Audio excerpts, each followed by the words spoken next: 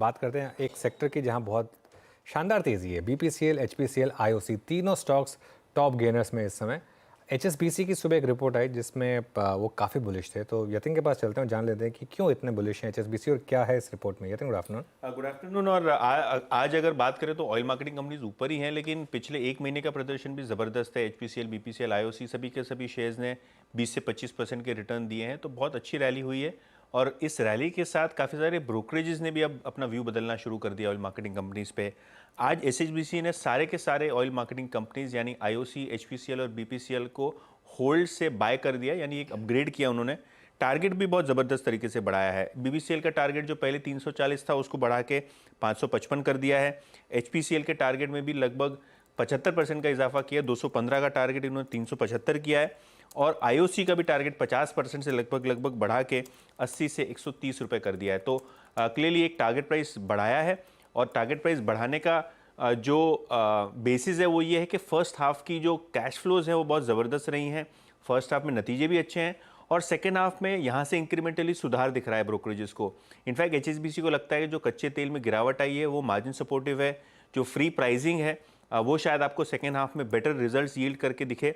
और अगर हम गवर्नमेंट सपोर्ट की बात करें तो ऑयल मार्केटिंग कंपनीज को बजट के अंदर एक सपोर्ट भी किया था और कहीं ना कहीं यहाँ से एक फंड रेजिंग का सिलसिला भी शुरू हो जाएगा। तो अगर हम बात करें एक्सपेंशन प्लान्स की और एग्जिस्टिंग बिजनेस की, तो ब्रोकरेजेस को लगता है कि अब यहाँ से और भी अपसाइड आती हुई दिखाई पड़ सकती है। और इसीलिए एचएसबीसी ने आज टारगेट्स और अर्निंग्स एस्टिमेट्स दोनों ही ऑयल मार्केटिंग कंपनीज के बढ़ा दिए। यतिन, शुक्रिया।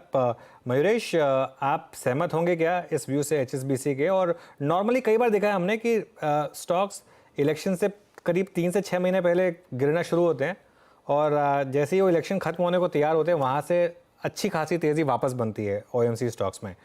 आपका क्या व्यू होगा और कोई प्रेफर्ड पिक इन तीनों में से? Bilkul. And I think the markets have become far more mature, Anuj, at this juncture.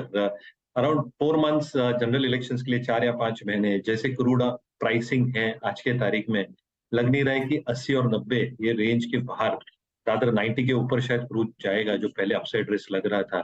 और इसलिए आई थिंक जो एक अनसर्टेनिटी रहती है in terms of inventory levels हो, प्राइसिंग मैकेनिज्म हो, ये शायद इतना हार्श ना हो this time round. Post election obviously I think एक जो मैकेनिज्म होता है वापस आता है। और जो जनरल ट्रेंड हमने देखा है जीआरएम्स का फर्स्ट हाफ में बहुत अच्छा रहा है।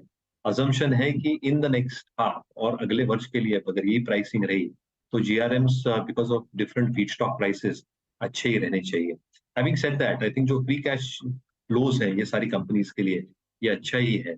With in the top rack मुझे लगता है आईओसी के कैश फ्लोज काफी स्ट्रांग है, रिटर्न रेशियोज काफी स्ट्रांग है, जो रिफाइनिंग कैपेसिटीज है ये फुल ऑप्टिमाइजेशन पे चलेगी और ऑप्टिमाइज यूज के हिसाब से एक अच्छा खासा लेवरेज, जो ऑपरेटिंग लेवरेज ये आएगा।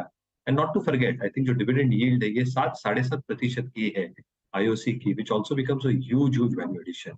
तो top of the rank IOC followed by PTC. Okay, ठीक है। आईओसी इस समय